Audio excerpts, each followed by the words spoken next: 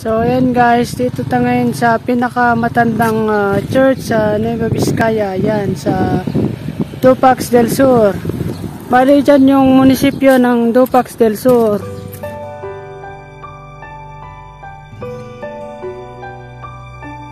Ito naman yung lumang simbahan.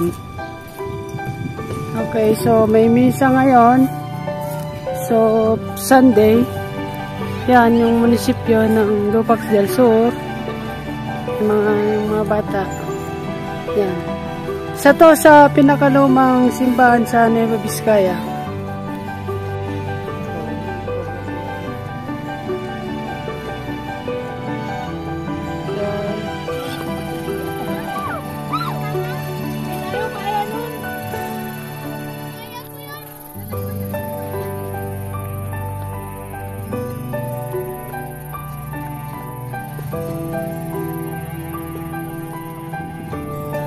Ay, ang ganda talaga dito sa taas ng Santa Catalina Resort.